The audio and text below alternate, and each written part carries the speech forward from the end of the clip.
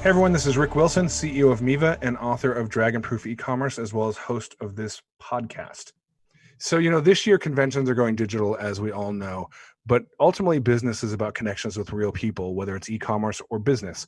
We're all trying to find ways to keep those human connections going during this time, and we can't gather. And Miva itself has had actually the oldest running e-commerce conference in the world that I know of, going back to 2000, and we call it MivaCon. Normally, there's about 500 people who usually attend, and it's normally held at hotels around San Diego. But we can't do it in person this year. It's just not possible, as you know, with COVID. We don't know what year it'll come back. I just watched a video from Bill Gates. I'm gonna throw my hat in the ring in 2022. So, we can't meet in person this year, but I did want to call up a couple of my very good old friends from MivaCon and make that personal connection with people. And that's what it's really all about. So our first guest this week is Leslie Kirk. Let's welcome Leslie. Morning, Leslie. Nice to talk to you. How you doing? And, all things considered this year, I am doing well. Yeah. How are you doing is a better question. I'm surprisingly busy. It started off with, putting a couple of stores wanted to go on hiatus and then bringing them back up to speed. That was a challenge, but the stores that stayed up were just slamming. Yeah. So it's been very, very busy work-wise. So for anyone listening, this is Leslie Kirk, who I'm talking to, and she is what I would call a Miva master and wonderful person. So, I met Leslie at MivaCon 2024. I had probably met her previous to that virtually. 2024, Rick? Yeah. I have a time machine you didn't know. So 2004. I'm aging myself here. So 2004, Leslie and I met for the first time in person at a MivaCon event in San Diego. And I'm certain we had communicated online before that. In our biz, you can have years-long friendships remain online. But getting to meet in person is important. And I would bet for you, most of your clients are in totally different cities. Exactly. I've got people all over the world. I've got a couple of clients in England, Ireland, all across the US. I used to have local clients here in Birmingham. That's how I got started, is I had a local client in Birmingham, but that's how it grew. I just got into the platform and I'm all over the place now. Do you have a lot of clients you've never even met? Yes. Yeah. Yes. I have some that I haven't even talked to on the phone. Wow. Now, other than MivaCon, do you go to a lot of conferences or any other kind of meetups? I was doing, or I should WordPress. say before 2020. Yes. WordPress, their meetups that they have. Yep. What do they call those? Word camps or whatever? Yeah. They've actually had some really good ones right here in Birmingham. So, I've enjoyed that. And is that usually more business or vacation for you when you do that? The WordCamp ones, it's all business. That's what when I go to these things, I go there to learn. Yeah. So it's kind of like going to a class. Yes, exactly. And then what about MivaCon? How does that one? Now MivaCon's a whole different story. When I started going in 2004, I went because I wanted to learn, but I also wanted to meet the people.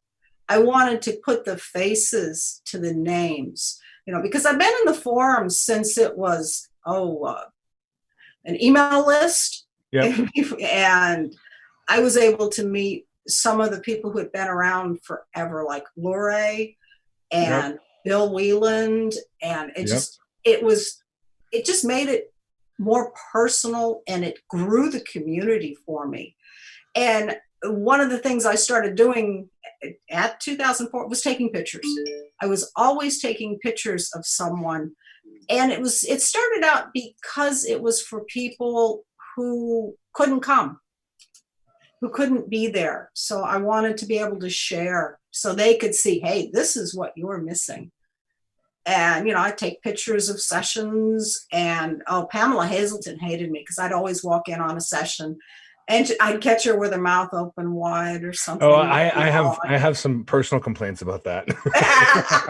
I've gotten better about, editing.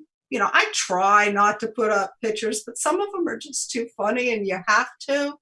And in all the years I've been doing this, I've only had one person ask me to remove pictures that I took. Oh, sure. Yeah, no, that makes sense. Your pictures are never offensive. There's just, well, no, it's just they can be ego bruising if you're like, oh no, I'm real careful about the food in the mouth ones and everything. It was a way to share with everybody who couldn't come. And then it kind of became a signature. Oh, that's Leslie. She's got a camera in her face. So everybody knew, oh, if you want to find Leslie, go look for the person with the camera in her face. Now, it obviously sounds like it's MivaCon itself, a personal experience for you, but a community building one. Now, do you pamper yourself at all when you're there? Yes and no. I know a couple of years I brought my husband out with me. Yep. And unfortunately, that's how we got the In-N-Out burger addiction. But when we were there, we went to the zoo and we did all the touristy things. And then if I have like a long time before I go to catch my flight, I'll drive to the beach. I'll drive out to the coast, and I've brought rocks home that I've picked up on the beach. But usually most of the time I'm there, I'm either trying to go to the sessions, or I'm trying to upload pictures, or staying in touch with clients, letting them know, hey, this is something new that I just learned and I wanted to share it with them right then and there.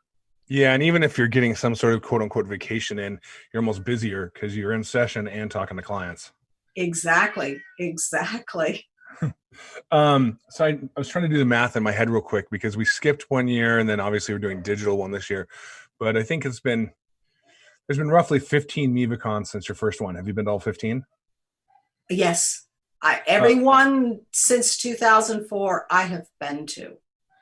Even the disastrous 2006 MivaCon. Was that the one with the food? Yeah, that was the one with the food. Yeah, that was, if you want to learn how to barbecue. No. Oh, no. That was 2008. 2006 was the one that only had 30 people at it, at the fancy downtown hotel. Yeah. No, there was more than 30 people there. That was that high-rise hotel right off of were we near the boats? I actually wasn't. That was the only one I've never been to. So all I know is the horror stories I've heard from other members of the community. But oh yeah, well, that's also when there was that transition, we should say. Yeah, it's when the owners prior to me and the company. Yeah. So, what is your favorite MivaCon year?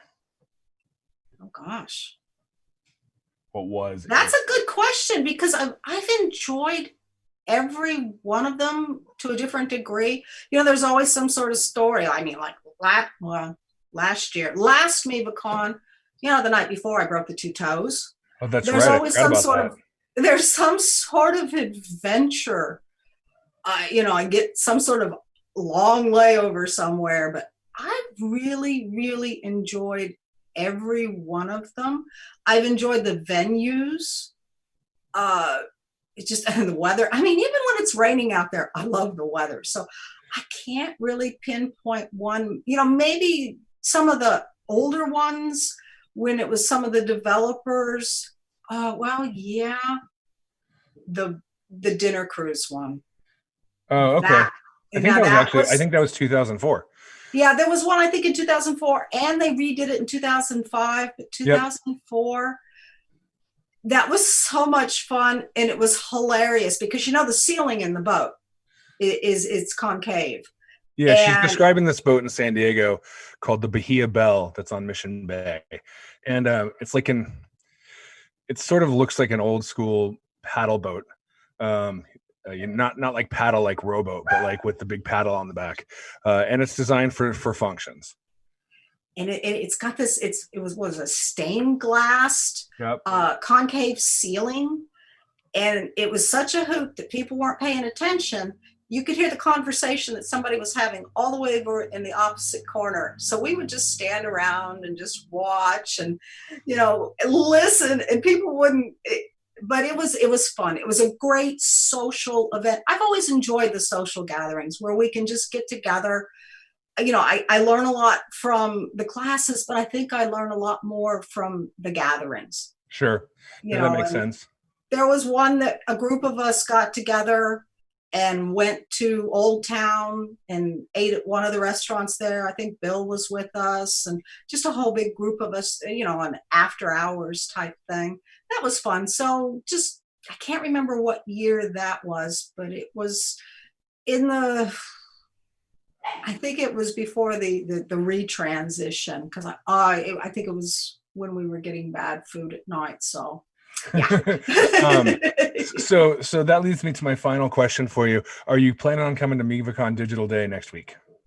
I've got it on my calendar. I've got to tell everybody, don't call me that day. Don't bother me. It's going to be hard to take pictures though. Yeah, it's going to be an interesting one. We're not, I'm doing a dry run on Monday with the team, but I don't know. As much as anyone, 2020 is an all new experience for just about everything. So, it's been great to catch up with you. I look forward to talking to you next week. And as always, if there's anything, let me know what I can do for you. Oh, I appreciate it, Rick. Thanks. It's good talking to you. Yeah, you too. Thanks, Leslie. All right. Leslie's a really great person, humble, hardworking. It's been an honor to work with her all these years. She's just magic. So let's call up another old friend of mine, Bruce Golub. Hey, Bruce. Nice to talk to you again. Everyone listening, I am talking to Bruce Golub, who's a true e-commerce powerhouse and an amazing guy. Him and I met roughly in person 20 years ago at a MivaCon event, and probably virtually either right around then or right before then. So how you doing, Bruce? I'm doing well, thank you. It's has been a very long time. So much so that I have some vague memories of that first conference. I have a vague memory of meeting you in the back of the main launch speech for the conference. You were standing by the door, quiet, very unlike you. Yeah, well, that wasn't my show. I was just there to watch. But yes, that is very unlike me. Do you ever actually meet most of the people you work with online? No, actually. I think maybe 20-30% of my clients, and a lot of that's due to my clients don't attend, and understand that. And I don't know if I'm unique, or we're unique, excuse me. But most of our clients don't really pay attention to Miva and go to conferences because they rely on us doing it for them. So yeah, totally. And then but I'm assuming you have clients you've met other places. Like, do you go to other conferences very much? Not really. I go to a couple of local general e-commerce ones here. Like meetups or WordPress stuff, or generally I don't try to go to software conferences because I'm not really interested in learning other software. Yep. Other than to know their capabilities, but more general ones. I'm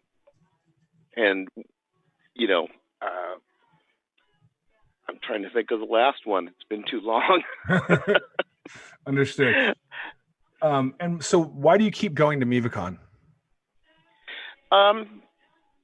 Other than to harass me and sit next to Leslie. Yeah, well, okay. You took my spotlight out.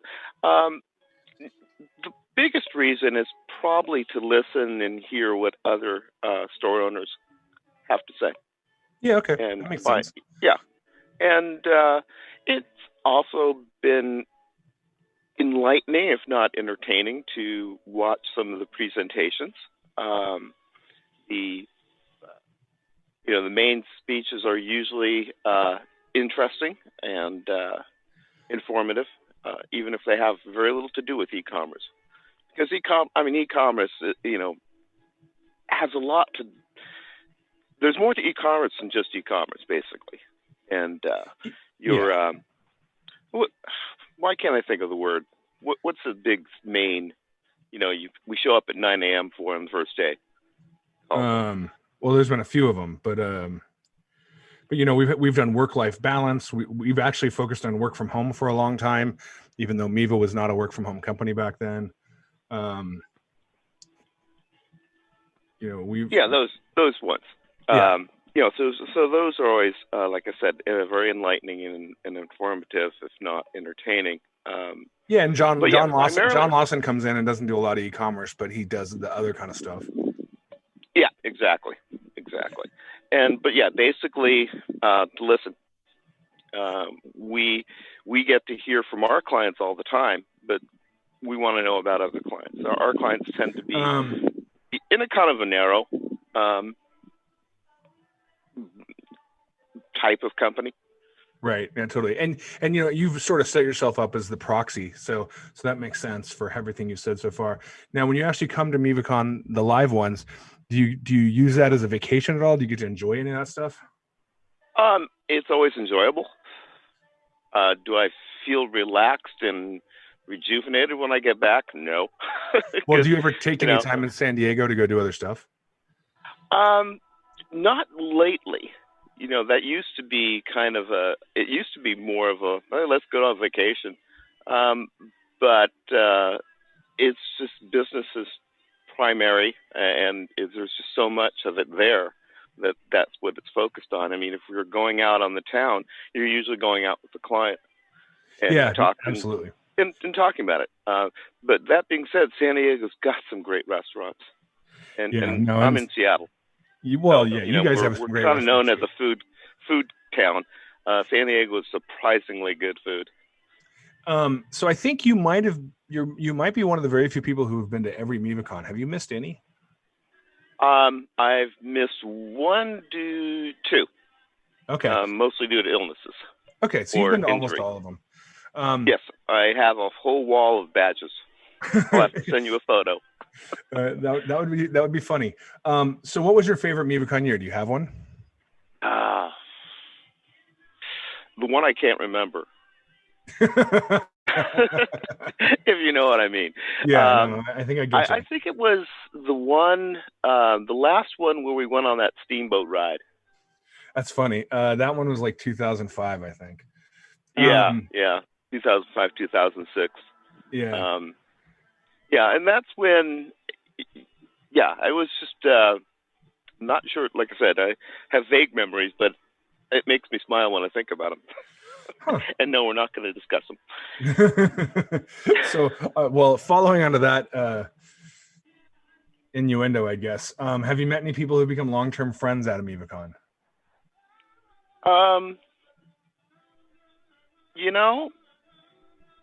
I would have to say not, long. I would say yes, but they're mostly developers. Well, sure. Yeah. So kind of long-term colleague friends, if you will. Yeah. I mean, Scott Rainey, of course, who, lives 2 hours from me. And I knew of him because he's another long-term person, but never met him until like 2003. Yep. And turns out, he's also a pretty well-renowned jazz musician, and I'm a pretty big music hound. So we actually do social things together. That's interesting. So I knew Scott was into music, but I did not know he was a musician, let alone. He teaches jazz. Yeah, he teaches jazz. Yeah. Well, next time we can actually have a MivaCon in person, we'll have to have him play the opening cocktail hour. Oh, he would love it. He was actually playing along with the guy last year. From the one who works for us, Fletch. I didn't know he worked for you. Whoever was playing guitar. Yeah, that was a little harmonium. That was a kid who works for us. I barely knew who he was at the time because he'd been working for us for like 30 days, and I had to go ask. But he's turned out to be a killer. Cool. So obviously you have quote unquote memories that you don't remember that well. Any memorable moments that you can remember that you'd like to share? No.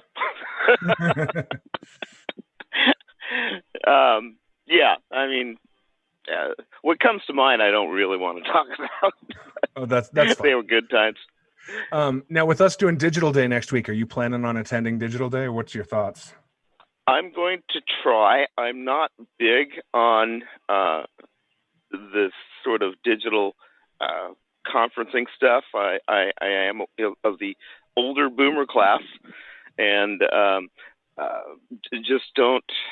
never really did well with videos anyway, and video learning. I hate YouTube with a passion, but that's me. But I'm looking forward to at least attending the main speeches and stuff. And those are I really wish. Yeah, I have been giving a lot of thought to, how can some of the other intangibles be brought in? Unfortunately, I haven't come up with anything. But look, I agree with that. I'm going to be doing. Normally, one of the ways I get psyched up for the keynote is I get up real early that morning. I have a couple coffees delivered. I put my suit on real early so that I can kind of calm down. And because, as you know, as someone who knows me, and for listeners, I get hot and sweaty at the drop of a dime. And if I throw a suit on, it goes real bad. So I get up real early and try to get warmed up, walk the room, test all the AV. Mm-hmm. And there's sort of this excitement brewing for me that morning. And I am, and I've done these, the virtual town halls and, this podcast, but it's going to be weird delivering a keynote sitting at my desk in my house with a polo shirt on and probably terry cloth shorts underneath, as opposed to. Yeah, I was going to say, you don't even need to wear pants though this time, so you won't be so hot and sweaty. I have literally put on jeans one time during the entire pandemic. I have otherwise been wearing shorts. So no, my daughter refers to my jeans as my formal wear. Yeah, no, I'm definitely at that place. Well, and the one time I put them on, it was to go look at some new office space because our lease is coming up here at the end of next month, which was fortuitous for us, but that's for a different day. And I wore jeans to meet, what I would call professionals, and they were all wearing shorts. I was like, come on, guys, give me a heads up. But I agree. We need human connections, and it's important to try to figure those out. I'm glad you're at least going to attend the keynote and the other main session in the morning. I appreciate you joining me today, and I hope to catch up with you soon. And as always, you know how to get a hold of me if you need me. Yeah, and I do have one idea that came to mind that I can tell you about offline. Okay, yeah, hit me up. Or no. No, okay. Hit me up offline. So awesome. You bet. Thanks for letting me talk, and we'll be in touch. Yeah, I appreciate you joining us. Thanks. By audio. Okay, take care, Greg. Bye, Bruce. Bye. And so forgive me if I get a little sentimental. Events, especially when I was first starting my career, were incredibly important for me. That's how I met most of my network. That is how I stayed connected in this virtual world of e-commerce. E-commerce was not designed for the Unabomber. E-commerce has to be something you do with real people and find ways to connect. And so, we don't plan on doing MivaCon virtually forever. We would like to do a physical Mivicon as soon as it is safe, but we don't know when that'll be. And so for now, we're going to keep using these digital tools to try to connect people in a very human way. And with that, I would like to invite you to attend virtual Mivicon. It is Tuesday the 18th. It is free. There will be a link in the notes about how to get access to it. And thank you, and we will talk to you again next week.